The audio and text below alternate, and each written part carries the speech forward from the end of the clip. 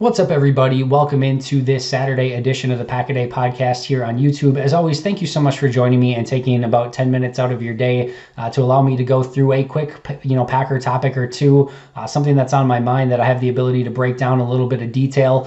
Today, I've got a few topics that I want to go over with you. The first, and I would be remiss not to open with this, is of course the passing of Herb Adderley, one of the all-time Packer greats, 5-time Pro Bowler, multiple-time All-Pro, Pro Football Hall of Famer, Packers Hall of Famer, Super Bowl champ, NFL champ, the laundry list of items that he was able to accomplish throughout his career and accolades that he was able to accomplish throughout his career just goes on and on and on and on.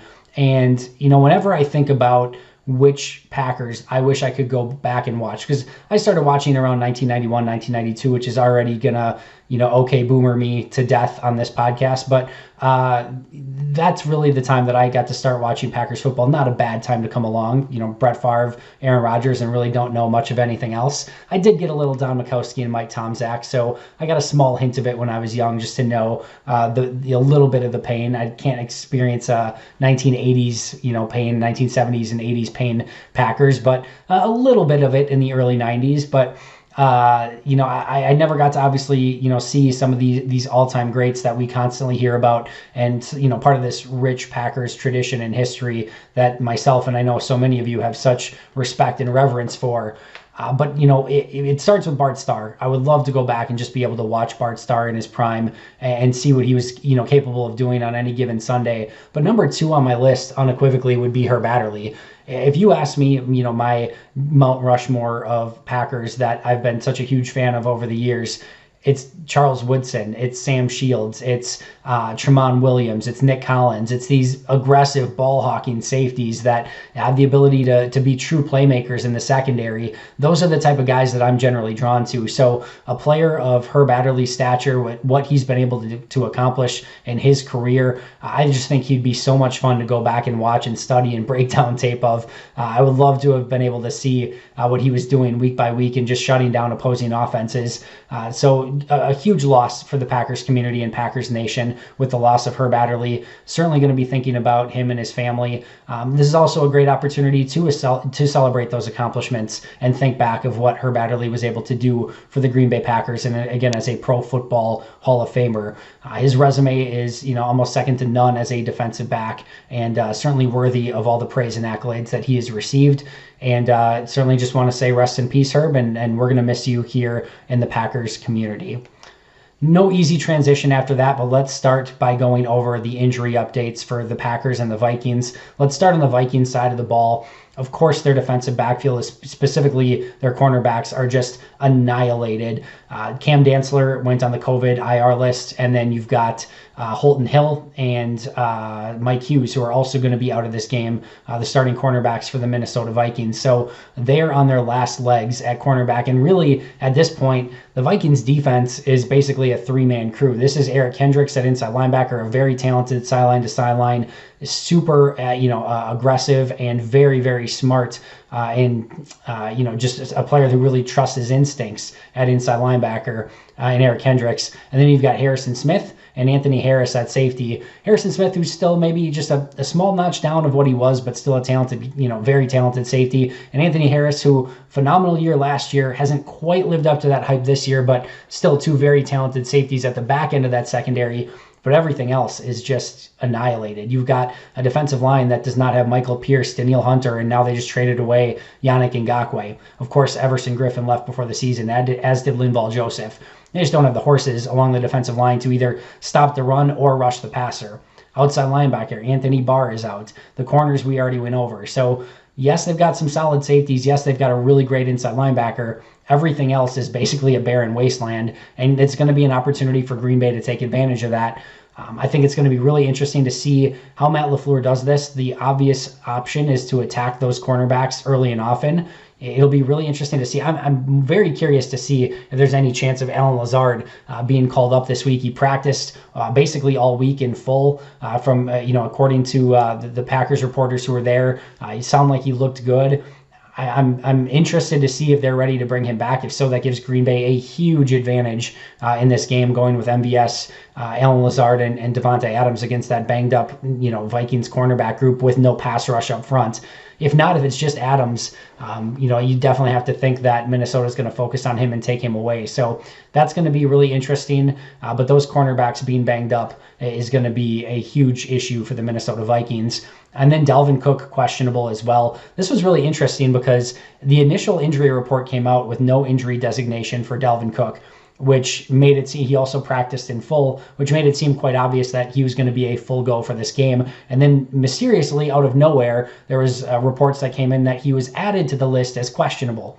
Now, this begs the question, did he aggravate something? And something flare up after practice where they're like, you know what, he's now questionable. There's legitimate question as to whether or not he's going to be able to play. Or was this a, hey, idiots, we don't want Green Bay to know for sure that Dalvin Cook is playing. Make sure that he's on the injury list as questionable, so at least there's some doubt, and maybe Green Bay doesn't game plan for him as much. I'm leaning more that way. I think Dalvin Cook's going to play in this game, but we just don't have enough information to say definitively at this point. But my expectation is Dalvin Cook is going to play. I don't know if he's going to be somebody that's maybe a little bit on a pitch count. I would expect definitely to see some of Madison, their backup, Alexander Madison. I think he has an opportunity to play multiple snaps in this game, whether Cook is healthy or not. So I don't think we're going to see a full 100%, 28 carry type of game for Dalvin Cook or 28 touch type of game. But I do think you're going to see him in some capacity, and anytime he touches the ball, he is ultra dangerous. So definitely one that you want to look for when the inactives come out, but I'm expecting Dalvin Cook to play in this game in some capacity. For the Packers, Aaron Jones, Kevin King already moved out, or ruled out, I should say.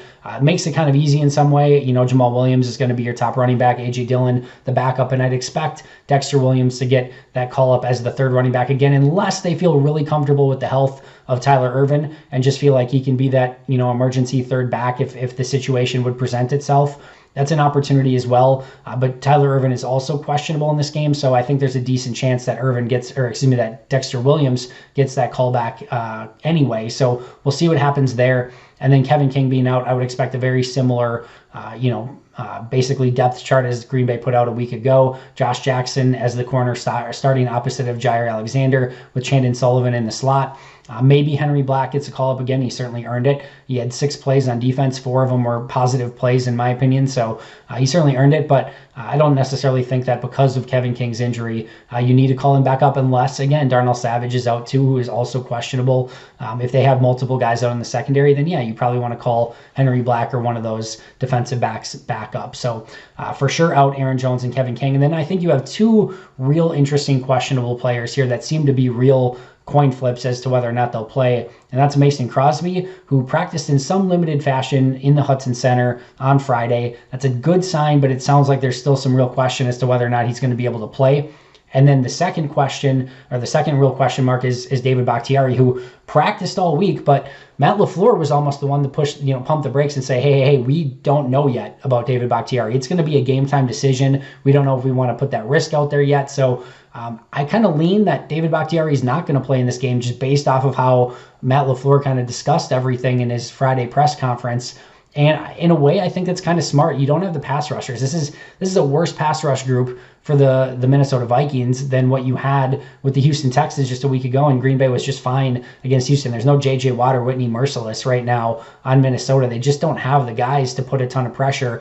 And whether it's Billy Turner or Rick Wagner or David Bakhtiari or maybe even Yashin Nijman, I'm not sure it matters too much. I think those guys have the ability to get the job done against that Minnesota front. I don't want to sound overconfident. This is a game that can go in a million different directions still, but this is not the 1A game that you need David Bakhtiari. And I know Matt LaFleur and company aren't looking at it this way, but you'd probably much rather have David Bakhtiari healthy against San Francisco than this week against Minnesota. So maybe give him that one extra, it's not a full week of rest, but an extra game of rest so that he's ready for Thursday night, hopefully, fingers crossed, against the San Francisco 49ers.